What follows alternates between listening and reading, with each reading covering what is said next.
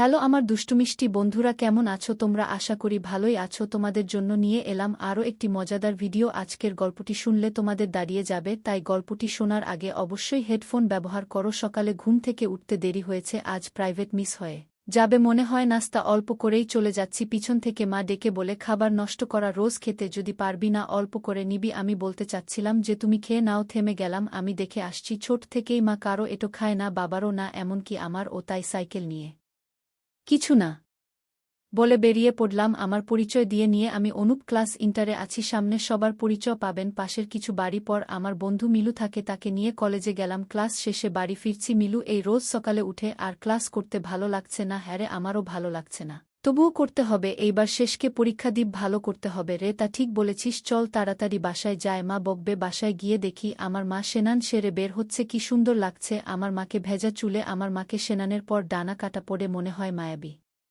চেহারা। সালোয়ার কামিজ পরলে কেউ বিশ্বাস করবে না আমার মতো একটা ছেলে আছে। গ্রামের সবাই শাড়ি পরে, মা ও শাড়ি পরে। মা গ্রামের মেয়ে, তেমন পড়ালেখার সুযোগ পায়নি। ক্লাস 7-এ পড়া অবস্থায় আমার বাবার সাথে বিয়ে হয়। আমার বাবা ছোটখাটো ব্যবসা করে আমাদের সুখের সংসার। তবে বাবার বদ অভ্যাস আছে, মাঝে মাঝে মাতাল হয়ে এসে মায়ের সাথে ঝগড়া করে। তবে এমনিতে অনেক ভালো, কারণ আমার মায়ের মতো সুন্দরী পাশের 2-4 গ্রামে নেই। গ্রামের সুন্দরী যাকে বলে, এমন সুন্দরী বউ পেয়ে বাবা ভাগ্যবান। বাবার বয়স মায়ের থেকে 1-7 বছরের বড় হলেও মা খুশি মনে হয়। গ্রামের সবার 5 এক ভর্তি পরিবার বা যৌথ পরিবার, আমাদেরও তাই। আমার চাচা চাচি দাদি আমরা একসাথে থাকি। দাদা নেই আর আমার চাচা নিঃসন্তান। মা আমায় খেতে দিল, মায়ের থেকে সাবানের সুঘ্রাণ বার হচ্ছে। আমার মা আসলেই অনেক রূপবতী। মায়ের ইচ্ছা ছিল 2টা ছেলে আর একটা মেয়ে নেয়ার। মা আবার আমার ভাই বোন নিতে চেয়েছিল, কিন্তু বাবার আর সেই ক্ষমতা নেই। ডায়াবেটিক্স শেষ করে দিয়েছেন, তাই মায়ের এই স্বপ্ন আর পূরণ হয়নি। ভাত খেয়ে আমি একটু টিভি দেখতে বসেছি। মা বল, তোর বাবা বাজারে কার সাথে জেন ঝগড়া করছে, যা তো দেখে আয়। এই আর নতুন কি? বাবার সাথে রোজ কারো না কারো ঝগড়া লাগে। বাবা বাসায় তেমন টাকা দেয় না, জমি ও চাচার টাকায় চলে। বাজারে গিয়ে দেখলাম আব্বার সাথে ঝগড়া লেগেছে। কাকার কাকা আমাদের এলাকার, তিনি গম্ভীর মানুষ। তিনি খারাপ না আবার ভালো ও না, বয়স 4-0 মতো হবে। সেই লম্বা কালো, উনি মনে হয় জিম করেন। তিনি অনেক রাগী মানুষ, তার কাছ থেকে টাকা ধার নিয়েছে আমার বাবা, এখন দিচ্ছে না, তাই তিনি ক্ষেপেছেন। আমি যেয়ে কাকাকে বললাম, কাকা আমার মা আপনার টাকা দিয়ে দিবে, বাসায় যেতে বলেছে। মা কাকা বাসায় আসলো, বাবা আসেনি। কাকাকে মা সব টাকা দিয়ে বলল আমার স্বামীকে আর ধার দিবেন না। কাকা সুবাস পাচ্ছে। আমি শুনেছি কাকা ব্যথা করেনি, অনেক আগে একটা বিয়ে করেছিল। আরও শুনেছি তিনি নাকি আমার মাকে পছন্দ করতেন, কিন্তু বিয়ে করতে পারেননি। কাকার কেন জানি আমার বাবার উপর রাগ বেশি, হয়তো এজন্য মায়ের দিকে তাকিয়েছিল অপলক। তিনি খুব কষ্টে আছেন, আমার মাকে দেখে আরও কষ্ট পাচ্ছেন। কাকার সাথে মায়ের বিয়ে হলে হয়তো আমি কাকার ছেলে হতাম। কাকার ছেলে হলে কত ভালো হতো, কেউ কিছু বলতে পারত না। তিনি মনে করেন পড়ালেখা করে কি হবে, চাষাবাদী। আসল আমার আর পড়াশোনা করতে হতো না, এই পড়াশোনা আমার জন্য না, ভালো লাগে না। কাকা বেরিয়ে পড়লেন টাকা নিয়ে। কাকার তাকানো দেখে মায়ের মনে হয় নিজের প্রতি গর্ব হলো। অবশ্য মা একটু অহংকারী, নিজের রূপের জন্য গর্ব করেন। ঘরে যেয়ে আয়নায় নিজেকে ভালোমতো ঘুরে ঘুরে দেখছে। মা কাকার এমন চাহনি মায়ের রূপের চমক বাড়িয়ে দিয়েছে। মায়ের বেশ কয়েকটি বান্ধবী আছে, মা তাদের কাছে কিছু গোপন রাখেন না। মামির সাথেও মায়ের গলায় গলা ভাব। একটু দূরে আমার মামার বাড়ি, তো বিকালবেলা সিকতা কাকি এসেছে গল্প করতে। আমি ঘরে পড়ছি। সিকতা কাকিরে, তুই বেঁচে আছিস? মা বল, কেন রে, কি হয়েছে? সবে তো আমার শুরু, এখনই মরা বাঁচা কথা কেন? সেটাই তো ভয়, তোর মতো সুন্দরী সামনে পেয়ে। কাকা ভাই আবার প্রেমে পড়ল নাকি? জেনে গেছিস? কাকা ভাই এসেছিল ওই যে অনুর বাবার কাছে টাকা পেত, তাই দিলাম। কাকি বলে, বেচারার কি কষ্ট, বুপেল না? আর মা বল, হ্যারে, একজন মরছে বলে কি সবাই মরত? কাকি বল, তুই তাহলে বিয়ে করে নে। মা বল, অনুর বাবা না থাকলে বিয়ে করে নিতাম। সিকো কাকি বল, তোর দরকার কাকা ভাইজের মতো লোক? মা বল, তুই খুব দুষ্টু হয়ে গেছিস, এখন এসব ভাবার বয়স আছে, অনুবর হয়েছে না। কাকি বল, ছেলে ছেলের মতো আছে, আমার স্বামীও অনেক দুর্বল। তবে শিবু ভাই আছে না, এখনও মাঝে মাঝে বাসায় আসে। মা বল, শিবুকে না তুই ধর্মের ভাই বানাইছস? কাকি বলল, ধর্মের না, সে আমার কর্মের ভাই। আমার স্বামী তো বেশিদিন বাঁচবে না জানিস, সে মরলে তো আমার এত সুন্দর সংসার ফেলে রাখতে পারি না। তখন শিবু আমার সংসারে কর্ম করবে। আমার কর্মের ভাই বলে দুজনে হাসিতে ফেটে পড়ল। দূরে আমার দাদিকে কে আসতে দেখে ওরা চুপে গেল। বিকেল গড়িয়ে রাত হয়েছে, পরিবারের সবাই একসাথে খেতে বসেছি। এই রাতের খাওয়া আমরা সবাই একসাথে খাই। সবাই বললে ভুল হবে, আমার বাবা থাকে না। প্রায় পাটি বিছিয়ে খেতে বসেছি। খেতে খেতে সংসারের নানান কথা হচ্ছে। খাওয়া শেষে মা উঠোনে বসেছে, অমনি দেখলাম সিকতা কাকি এসেছে। কাকি বলছে যেসব সম্পত্তি সে নিজের নামে লিখে নিবে, কেউ যেন ভাগ না পায় শিবুকে নিয়ে সে টাকা দিয়ে শান্তিতে বাকি জীবন কাটিয়ে দিবে। শিবু হচ্ছে এই এলাকার একজন নামি দামি মানুষ, কাকার বন্ধু হন। এই এলাকার নিয়ম নীতি আছে অনেক, যেগুলো মানতে হয়। সব ভাইকে মা কাকিকে বলল, শিবু ভাই যা বাসায় আসে, কেউ জানাজানি হলে কি হবে ভেবেছিস?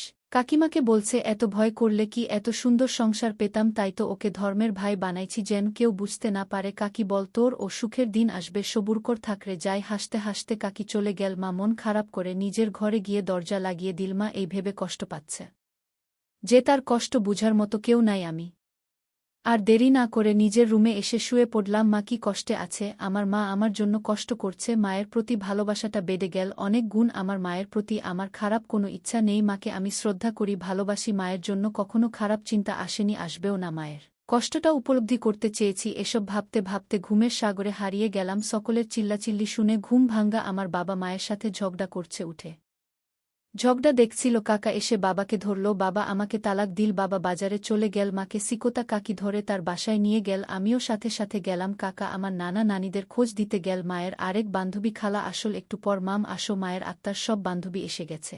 মা মনে হয় খালার কথা শুনছিল, কান্না থেমে গেছে। খালা বলল, আমাদের কি সুখের সংসার, আর আমার বান্ধবী আমাদের থেকে কত সুন্দরী, তবুও তার সুখ নেই সংসারে। আসল সুখ হচ্ছে স্বামীর ভালোবাসা। হ্যারে টাকা পায় সাই সুখী হয় না। মেয়েরা দেখিস না অনেক কোটিপতিদের সুখী না থাকলেও রিক্সাওয়ালাদের বুঠি কি সুখে থাকবে? বলে আরও যোগ করো, কাকি খেটে খাওয়া শ্রমিক, কৃষক, রিক্সাওয়ালাদের বউ এত কষ্ট করলেও দিন শেষে তারা কত সুখী। মা এসব শুনে মনে মনে ভাবছে কোনো সুখ পায়নি, সে শুধু কষ্ট করেছে। এসব ভাবতে ভাবতে চোখ দিয়ে পানি গড়িয়ে পড়তে লাগলো। আমি বাসায় চলে আসলাম। বাবা নাই, নানা মামারা এসেছে, মায়ের মামারাও এসেছে। মায়ের সবকিছু গুছিয়ে নিয়ে যেতে ধর্মমতে তালাকের পর মেয়ে বাপের বাড়ি চলে যাবে, পরে গ্রামের মডুর সর্দার বিচার বসাবেন, তাই মাকে নিতে এসেছেন। মা আমায় নিতে চাইলে দাদি সাধ বাঁধলেন, অনু কোথাও যাবে না, আমার ও সামনে পরীক্ষা, তাই ইচ্ছা থাকলেও যেতে পারলাম না। নানিবাড়ি থেকে অবশ্য স্কুল কাছে ছিল। মনটা খারাপ হয়ে গেল। রাতে বাবা ফিরল। সকালে ঘুম থেকে উঠে বাবা মাকে খুঁজছে, ভুলেই গেছে কিংবা জানেই না যে মা চলে গেছে। চাচা যখন বলল সব খুলে, সে নিজের ভুল বুঝতে পারল। কপাল করে এমন বউ পেয়েছে, মাফ চেয়ে ফিরিয়ে আনতে নানির বাসায়। তখনই দৌড় দিল নানির বাসায়। মায়ের রাজকীয় হাল। মা নানির একটা মাত্র মেয়ে। বাবা গিয়ে দেখল মা একা উঠান বৈঠকে বসে আছে। মামারা সবাই ধান কাটতে গেছে, এখন ধান কাটার মৌসুম চলছে। বাবা বলছে, আমার ভুল হয়েছে, আমায় ক্ষমা করে দাও। মাকে বুঝিয়ে বলল, ছেলের কি হবে ভেবে দেখেছ? মা খুব আবেগী, তাই রাগ ভুলে মেনে নিতে চাইল। কিছু লোক দেখে নীল বাবাকে কয়েকজন মিলে আটকে রাখল। এই গ্রামের ধর্মভীরু মানুষ, বিয়ে ছাড়া কোনো মেয়ের সাথে কথা বলা গুরুতর অপরাধ। বুকে তালাক দেওয়ার পর তার সাথে কথা বলা একদম কঠোরভাবে নিষেধ, এবং তার চেহারা দেখাও নিষেধ। মা বাধা দিতে যায়নি। বিকালে মামা নানারা আসলো। সন্ধ্যায় মডেল সর্দার ডাকা হলো। বিচারে বাপের ও নানার দিকের সবাই হাজির হলো। এই গ্রামের কোনো কিছু থানা পুলিশ হয় না। মা ও বাবার জগত আর কথা শুনলেন তারা। বাবা বলল, আমি রাগের মাথায় কি বলেছি, ওকে নিয়ে যেতে চাই বাসায়। মাকে জিজ্ঞেস করা হলে মা ও আমার কথা ভেবে রাজি আছে। জানা হুজুর বল নিতে পারবে, তবে আগে হিল্লা বিয়ে হতে হবে, এটাই নিয়ম। এমন হিল্লা বিয়ে অনেক হয়েছে গ্রামে, মাকেও আগে হিল্লা বিয়ে করতে হবে। মাকে মাঝে দাঁড় করিয়ে বলকে বিয়ে করতে চাও ওকে?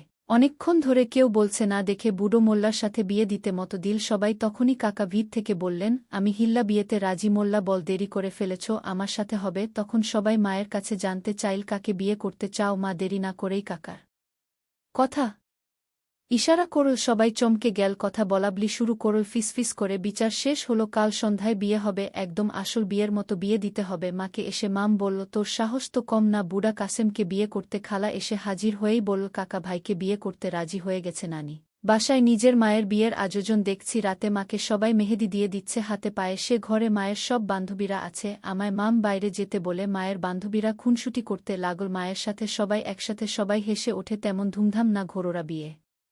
কাকার ফ্যামিলির কয়েকজন আর আমার ফ্যামিলির কয়েকজন কাজী বিয়ে পড়াতে শুরু করল। আমি দূর থেকে দাঁড়িয়ে দেখলাম আমার নিজের মা বিয়ে করল। আমার নিজের অনুভূতি কি নিজেই বুঝতে পারছি না। মায়ের বিয়েতে কষ্ট পাব কি মায়ের হাসি মুখ দেখে খুশি হব সেটাই বুঝছি না। আমার নিজের বাবা দূরে দাঁড়িয়েছিল। মা ও কাকার জন্য ঘর সাজানো হচ্ছে, তেমন ভাবে না, তবে গোজ কাজ করছে। মাকে খালা মা স্বামীরা ঘরে বসিয়ে রেখে বলছে কাল দেখা হবে বলে। সবাই খুনসুটিতে মেতে উঠেছে। কাকি আমায় বাইরে বসে থাকতে দেখে বল, কি রে, তোর নতুন আব্বুর সাথে পরিচিত হয়েছিস? আমি মাথা নাড়িয়ে না ইশারা করলাম। কাকার কয়েকটি বন্ধু এসেছে পাশে বসে কি বলছিল, আর সবাই মুচকি মুচকি হাসছিল। আমায় কাকি তাদের কাছে নিয়ে গিয়ে বলল, তোর নতুন বাবাকে সালাম দে। আমি বোকার মতো সালাম করলাম। কাকা আমায় তার পাশে বসালেন। একজন বলল, তোমার মা ও একটু পর এভাবে সালাম করবে। কাকা কথা ঘুরিয়ে বল, কি নতুন বাবাকে পছন্দ হয়েছে। বাবা বাবু, আমি মাথা নিচু করে আছি। কাকা বলছে কোনো ক্লাসে তুমি? আমি বললাম কাকা আমি এইবার ইন্টারে। কাকি বলে উঠল কিরে কাকা কেন বলছিস বাবা? হয় জানিস না আজ থেকে ইনি তোর বাবা। তোর এই বাবা তোর মাকে সুখে রাখবে। নানি এসে পড়ায় চুপ হয় গেল।